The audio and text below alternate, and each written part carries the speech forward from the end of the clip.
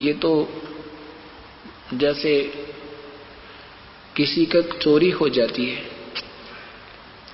और कोई बताने वाला कहता है आकर के भाई तुम्हारे चोरी होगी है और पता नहीं कितना नुकसान हुआ, अपना घर संभाल जाके। तो उसको अगर यदि उसने भांग ना पी रखी होगी, नशा नहीं कर रखा होगा, तो इतना ही संकेत बहुत है। वो तुरंत चल पड़ेगा अपने घर को, सो काम त्याग कर भी जाकर संभालूं के कारण बना कैसे हुई चोरी। और यदि उसने शराब पी रखी है या भांग पी रखी है तो वो कहेगा एक बार फिर बताना, वो कहेगा तुम्हारे घर में चोरी होगी। तो क्या वो ये कहेगा कि गा के सुना? और गा के सुनाएगा तो शराबी ही सुनाएगा उसको, कहेगा तुम्हारे चोरी हो गई। फिर वो जिसके चोरी होगी वो कहेगा हा क्या बात की, बहुत अच्छा कहा। और फिर दूसरा शराबी भी कहता है तुम्हारे चोरी हो गई, तो वो कहता आहा इसने बहुत अच्छा बनाया, इसने सही गाना सुना। और दूसरा तीसरा फिर कहता है, वो भी कहता है तुम्हारे चोरी हो गई। अरे वाह भाई वाह, कमाल कर। अरे नादान, ये कोई बात हुई? अगर होश में हो तो ये गाने और ये लटोटर आवश्यकता नहीं पड़ेगी आपको, ये सुरीली आवाज में गा के सुनाओ। हाँ, इसकी बहुत अच्छी आवाज है, ये बहुत अच्छा वक्ता है।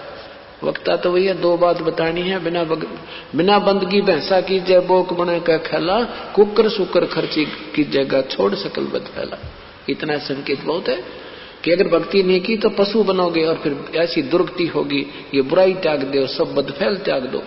इतना ही को काफी है, इतना ही बहुत है। लेकिन हमारे 3 इंजेक्शन लग रहे हैं, तीनों नशे के, एक रजगुण का, एक सतगुण का, एक तमगुण का। और ये इंजेक्शन इस एंटीबायोटिक ज्ञान से ही समाप्त होंगे, निष्क्रिय होंगे, अन्यथा इसका कोई विकल्प नहीं है, कोई अल्टरनेट उपचार नहीं है। तो वो भी गाने वाले भी नशे में हैं और सुनने वाले न्यू कहने वाले, हाँ सुना, ओहो इसकी बहुत अच्छी वाणी, ये बड़ा अच्छा वक्ता है, क्या बात की, वो संत बड़े अच्छे प्रवचन करता है। प्रवचन तो 2 अक्षर की बात होती है भाई, भक्ति करो, बुराई त्याग दो, परमात्मा का नाम लो। ये बहुत बुरा हाल होगा, पशु बनेगा, पक्षी बनेगा। फिर भी संतों ने जैसे पहली क्लास के बालक को समझाया करें, A for apple, B for book, इस तरह के गाने को कहा भी है। बाकी नो नहीं ढोलक ढालक बांध के फिर तू सुना, फिर तू सुना। बच्चे अगर कहें कि इस अध्यापक ने अच्छा नहीं गाना था, दूसरे अध्यापक को बोला, वो सुना होगा हमने ए फॉर एप्पल। तो ये हम कति भक्ति मार्ग से घने दूर कर रखे हैं और हमें परमात्मा पाने की रुचि तो है, लेकिन हम उसको दूसरी तरफ से लगा देते हैं। फिर हम उनकी तरफ देखने लग जाते हैं, अब कि वो गाना बढ़िया गाएगा, अब वो अच्छा गाए। ऐसे हमने देखा 10-10 बैठ जाया करते एक स्टेज ला के, एक उससे बढ़िया गाने की चेष्टा करता, प्रशंसा के पात्र होने के बाद। फिर दास ने देखा ये तो सब ड्रामा हो रहा है। फिर संतों की वाणी पढ़ी उन्होंने, फिर क्या बताया हमारे को, फिर उस आधार से इनकी गाइडलाइनों पर दास चला तो आज सफलता प्राप्त हुई। तो इस प्रकार आप 2 अक्षर की बातें होती है, स्वयं पढ़ो और स्वयं पढ़कर इन वाणी को फिर आपकी आंखों में आंसू आएंगी, स्वयं आप महसूस करोगे तो आनंद आएगा। दूसरी आपने तो फिर उनकी सुरीली आवाज प्यारी लग रही है, आपको ये नहीं मालूम उस वाणी में कहा क्या है। आपको तो उनका वो अलगोजा अच्छा लग रहा है, वो हारमोनियम जो उसने गाने की बड़ी जिसकी सुरीली आवाज, आपको केवल वो पसंद है, ये नहीं पसंद आपको ये ज्ञान इसमें कहा क्या है। थोड़ा मंदा कर भाई, थोड़ा मंदा कर, संभाल कर रख। तो ऐसे अब हमने अपने वास्तविक ज्ञान को समझना है और वास्तविकता से परिचित होना है। पहले क्या होती थी कि भाई उस डेरे में ना, एक गांव में डेरा, संत रहते हैं, संत आते हैं, वहां गांव वाले सेवा करते हैं। ये संत ने बनाए जाकर भाई संत की सेवा करे तुम्हारा तुम ही बेड़ा पार हो जाएगा, नहीं। ये तो हमने जैसे संत कर रहा है ऐसे करना पड़ेगा, जैसे गुरुजी कर रहे हैं ऐसे हमने करनी पड़ेगी, तब हम पार होंगे। तो ये ड्रामाबाज जितने संत हैं ये क्या कहा करते, अब सेवक तो सेवा से पार हो जाता है, संत की सेवा करता रहे। तो एक गांव में ऐसे ही सेवा करा करते, क्योंकि जैसा ज्ञान दिया गया उसी पर भोली आत्मा दृढ़ हो जाती हैं। तो समझदार वो गांव के लोगों ने क्या देखा कि जो संत ज्यादा भक्ति करता है ना रात को, उसकी सेवा करने से घना लाभ होता है।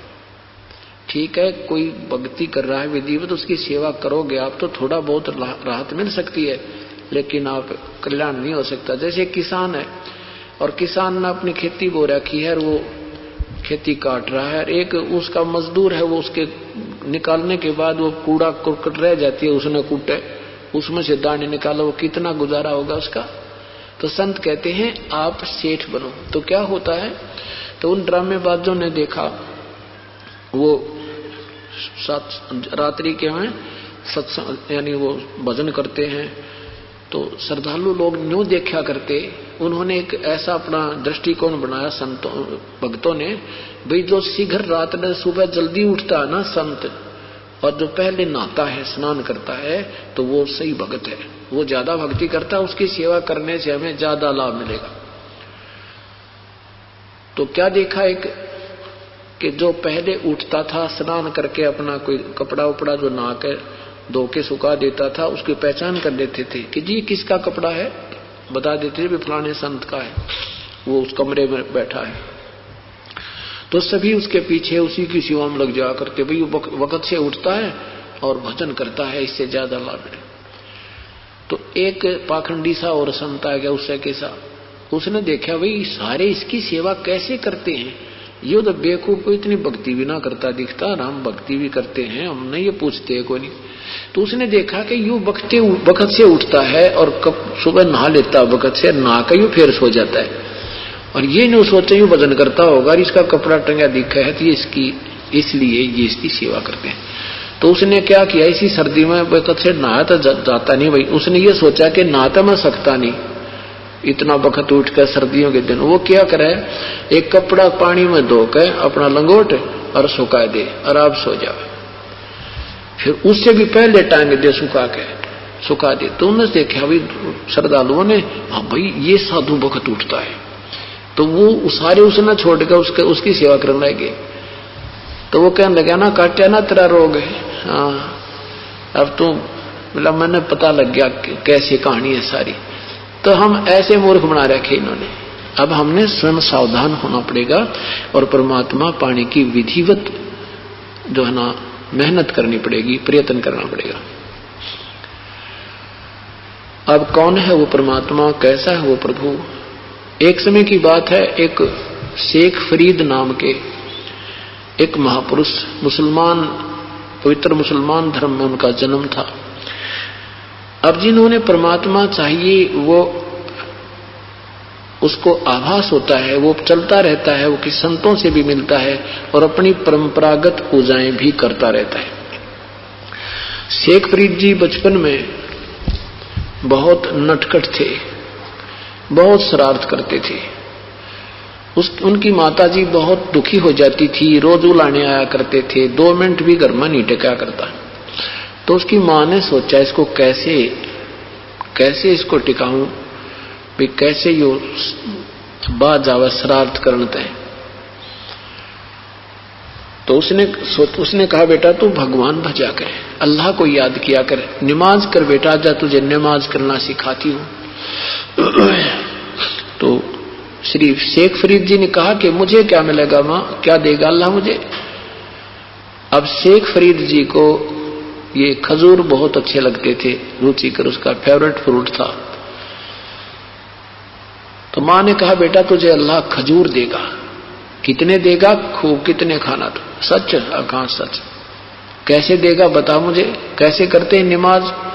मां ने एक कपड़ा बिछा दिया और कहा कि तुम यूं कह जाई, जैसे कहते रहना हे अल्लाह मुझे खजूर दे, हे बोलिए ना, ऊंची आवाज ना करना, मन मन में करिए, हे अल्लाह मुझे खजूर दे, और मैं जब तक नहीं कहूं इतना आंख मत खोलिए।